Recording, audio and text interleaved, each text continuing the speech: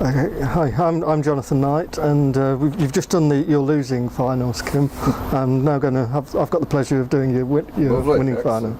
And we'll start off with 1981, which was a game I went to, my first game to see Derbyshire, and I fell in love with them, and I've been a member for 35 years now. Fantastic. You were the youngest player in the team, quite experienced. What were your memories of going into a match like that? You'd just come off a good win against Essex in the semi-final. I suppose when you're younger you take it a bit more in your stride and you possibly don't appreciate it as much. I think later on in my career I appreciated the occasion more. I think also because I was a bit more of a bit player, I'd been man of the match in the semi, but we got John Wright, Peter Kirsten, international players, so I was the young guy who fielded and the guy who went in at number 6, 7 and tried to get quick runs. So in many ways there wasn't a huge amount of pressure on me. As I say, I was just there to be behind the other guys, but certainly very enjoyable when you're young to be fielding. And on the sense of pressure, did you not feel nerves going there for the big final? No, I loved it then. I mean, I felt far more nerves when I got older, really, and the expectation of opening the batting and things where you think, I've got to set the platform. So in those days it was a very carefree thing for me. I got, say, all these guys in front of me. What I do remember is that there'd been a message that I'd got to go in before David Steele because the run rate was going up when we were chasing, and Steele had about 20 fags. There was butts all over the place as he was waiting. I remember him sitting in the gap in the window watching the cricket, and the wicket fell and he just got up and said, "Stay where you are, I'm going." So Barry Wood went mental because Steele went out there and then got naught. It didn't last very long. He got bowled, so it didn't actually make a great deal of difference tactically, but Steele had smoked enough fags, so he'd had enough and he was off. So I was told to stay in my seat, so I found that very amusing, really. You mentioned some names like John Wright and David Steele. Were they the biggest? Barry Wood, were they the big influences in the? Yeah, it was just full of it, wasn't it? Mike Hendrick, Jeff Miller, Bob Taylor. Everywhere you looked, they were either seniors or internationals. And I suppose Paul Newman and myself got in on the fact that we were the young element, really. We had an advantage there that we could field. It's obviously far more important now, but even in those days, if you had a batsman down the order, you could field. So we had that element to us, so we were just support agencies, really, I think. Yeah, and I'm just going back to when I'd been there. We didn't actually know what actually happened with the last ball. Was a changing room? Were you? Well, we knew what the rules were because we'd done it the same in the semi. I think we're one of the few sides, aren't we, to win a semi in a final without actually getting past the opposition. So we knew the rule, so we knew what we were doing, but we understood that the crowd might not, but obviously they did, because Jeff Cook was virtually on top of the stumps, wasn't he? And so they knew we only needed one, and the famous dive in and all the rest of it is part of it. And just finally on this, what were the post-match celebrations like? Oh, fantastic. I mean, for us to be there is a great thing as a club like ours at that stage. But to win it, obviously, and Peter Kirsten and John Wright had set it all up, and just a wonderful finish as well. If you were just a cricket fan, you'd think that was a great game of cricket. We had a great semi-final. I think it was the first ever Nat West, I think. Because I think I played in the first, and I played in the last one for Gloucestershire. So, just wonderful times, really, for that type of sponsorship.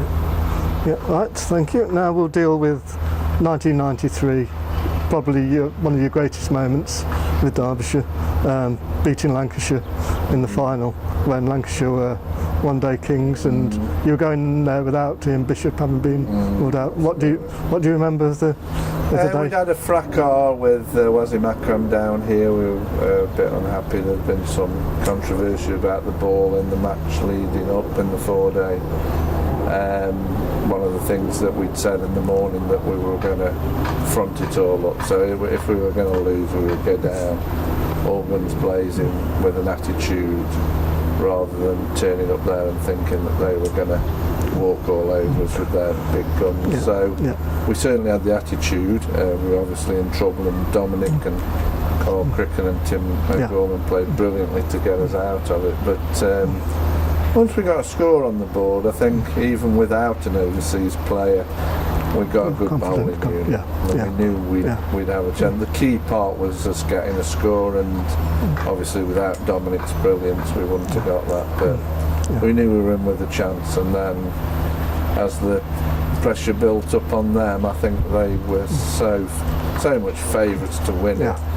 It probably got to them a bit, really. Certainly on the balcony afterwards, you could see they were absolutely gutted, crestfallen, amazed.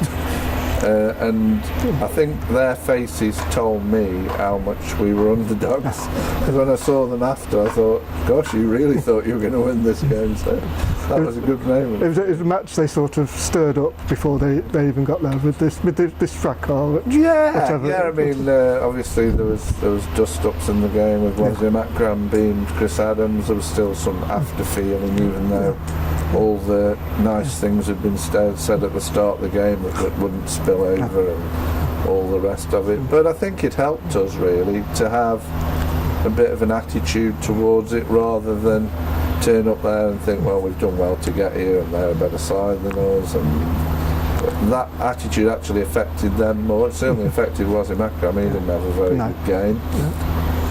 And certainly the pressure escalated, and our fans were great because there was a period of time where I couldn't hear the Lancashire fans. Then we went off for rain, and then we heard the famous Lanky, Lancashire, and that became massive. But for a long period of time we could hear our fans and not theirs. So again, you think we must be well in this, because normally Lancashire supporters are quite vociferous, so it was just a great underdog occasion, really. You have touched on it, and I'll just finish off. The 93 final was the Dominic Court final with his innings, where he was 66 for 4.